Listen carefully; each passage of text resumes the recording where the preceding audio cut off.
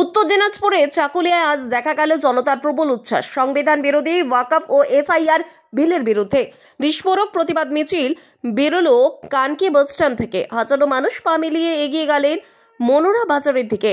চাকুলিয়া ও আশপাশের গ্রামাঞ্চল থেকে সাধারণ মানুষ ঝড়ের গতিতে জড়ো হয়ে সরকারের বিরুদ্ধে তীব্র স্লোগান তোলেন। ধর্মীয় সম্প্রীতি ভাঙার অভিযোগ তুলে বিল প্রত্যাহারের জোরালো দাবি জানালেন সবাই। পুরো মিছিল জুড়ে উত্তেজনা থাকলেও সবটাই ছিল শান্তিপূর্ণ। নেতৃত্বে ছিলেন চাকুলিয়া বিধানসভার প্রাক্তন বিধায়ক আলী ইমরান রামাজ ওরফ ভিক্টর রিটেক। প্রাক্তন বিধায়ক আলী ইমরান রামাজ ওরফে ভিক্টর তার আহ্বানে আজ এলাকার সম্প্রীতি রক্ষার বার্তা আরও জোরালো হয়ে উঠল। চাকুলিয়া আজ মানুষের শক্তি প্রমাণ করে দিল সম্প্রীতি ভাঙার প্রচেষ্টা কোনোভাবেই বরদাস্ত হবে না। সরকারে এসেছিলেন তৃণমূলের পক্ষ থেকে, রাজ্যবাসীকে এটাই বোঝানো হয়েছিল যে মমতা ব্যানার্জি হচ্ছেন একজন সততার প্রতীক। উনি যা বলেন সত্য বলেন, সেই কথাকেই আমরা বিশ্বাস করে এসেছি এতদিন। উনি বলেছিলেন আমি জীবিত থাকলে এসআইআর হবে না। উনি বলেছিলেন আমি জীবিত থাকলে ওয়াকফ আইন পশ্চিমবাংলায় কার্যকরী হবে না। তো আজকে এসআইআর হচ্ছে পশ্চিমবাংলায়। এসআইআর এর পরে আমরা দেখছি ওয়াকফ আইনও কার্যকরী হচ্ছে পশ্চিমবাংলায়। তো উনি যদি জীবিত থাকতেন তাহলে এটা হতো না। এটা হচ্ছে, তার মানে উনি জীবিত নাই। আর যখন কেউ মারা যায় তাকে শ্রদ্ধা জানিয়ে রেস্ট ইন পিস আমরা সকলেই বলি, সেই জন্যে ওনার ছবিতে রেস্ট ইন পিস আমরা লিখেছি, যাতে উনি চিরশান্তিতে থাকুন। দাদা, বলছিলাম যে আপনি একজন কংগ্রেস নেতা, কিন্তু আজকের প্রোগ্রামটা সেখানে কংগ্রেসের ব্যানার বা ঝান্ডা নেই, তাহলে কি আমরা মনে করব বলা যায় এটা কি কংগ্রেস কি সাপোর্ট করছে না আপনার যে এই আন্দোলনকে বা আপনার এই দাবিগুলোকে? এই আন্দোলনটা হচ্ছে ওয়াকফ এবং এসআইআরের বিরুদ্ধে। তার কারণ হচ্ছে কি এখানে এই দুটো আইন, এসআইআর সমস্ত মানুষকে আক্রান্ত করছে। এই ওয়াকফের আইনের জন্য সমস্ত মানুষ আজকে বিপদে পড়ে গেছে। সাথে সব দলের মানুষ আছে। সেই যে সব দলের মানুষকে আমি ডেকেছিলাম, আমাদের চাকুলিয়ার বিধায়ককেও ডেকেছিলাম, আমাদের রাজ্যের মন্ত্রী গোলাম রব্বানী সাহেবকেও ডেকেছিলাম। সেই জন্যে ওনাদের সম্মানে আজকে আমরা আমাদের দলীয় পতাকাকে রাখিনি। আজকে সেই জন্যে আমরা আমাদের দেশের পতাকাকে নিয়ে আমরা আজকে এই মিছিল করেছি, যাতে সব দলের মানুষ আমাদের সঙ্গে যুক্ত হতে পারে আর তাদের দাবি আমরা তুলে ধরতে পারি। তাহলে আজকের যে প্রোগ্রামটা, এটা কি কংগ্রেসের উচ্চ নেতৃত্ব যারা আছে তাদের অনুমতি ক্রমেই হয়েছে, নাকি এটা আপনার ব্যক্তিগত? এটা তো আমরা সবাই কংগ্রেসের নেতারাই তো করছে রে ভাই। কংগ্রেসকে মুর্শিদাবাদও আমাদের নেতা মিছিল বের করেছেন, আমাদের মালদাতে মিছিল বেরিয়েছে, উত্তর দিনাজপুরে আমি বের করছি।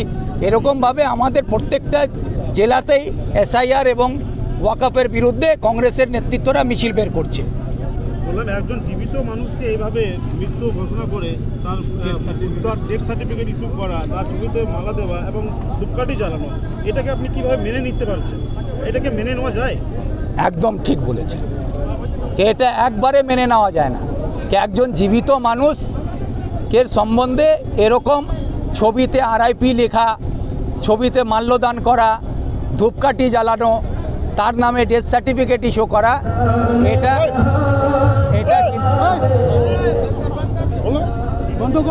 এটা কিন্তু সুস্থ মস্তিষ্কে, সুস্থ সমাজে এটা গ্রহণযোগ্য নয়, আমিও মানি। কিন্তু রাজ্যের মাননীয় মুখ্যমন্ত্রী হচ্ছেন, উনি নিজে স্বীকার করছেন আমি জীবিত থাকলে এসআইআর হবে না, আমি জীবিত থাকলে ওয়াকফ হবে না। তো আজকে যখন দুটোই হচ্ছে, তার মানে উনি জীবিত নাই, ওনার শরীরটা বেঁচে আছে, ওনার বিবেক, ওনার আত্মা সব মরে গেছে। তার মানে কি আপনি আজকে যে অনুষ্ঠানটি করলেন, যা কর্মসূচি করলেন, তা কি সুস্থ মস্তিষ্কে করেননি? সুস্থ মস্তিষ্কের মানুষ এটা করবে না, আমি এটাই বলছি। তো যেটা আমরা করেছি সেটা মমতা মুখ্যমন্ত্রী হিসাবে রাজ্যের মানুষকে সুস্থ থাকতে দিচ্ছেন না। সেই জন্যে আজকে যে সুস্থ পরিবেশটা পশ্চিমবাংলার, সেটাই ধ্বংস হয়ে গেছে। আজকে আমাদের মানুষের ধর্মীয় সম্প্রীতি, ধর্মের সম্পত্তি এবং মানুষের যে গণতান্ত্রিক অধিকার, সবই ধ্বংস করে দিয়ে মানুষের সুস্থ থাকার পরিবেশটাই নষ্ট হয়ে গেছে। এখন যা হচ্ছে পশ্চিমবাংলায় সব অসুস্থ মানুষরাই করছে। এই আন্দোলন কতদূর? এই আন্দোলনের আজকে ফাউন্ডেশন হলো চাকুলিয়ার মনোরা চক থেকে।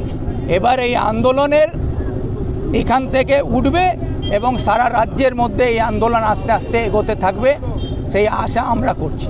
এবার বিধানসভা নির্বাচনে কি এটাই অন্যতম ইস্যু থাকবে নাকি?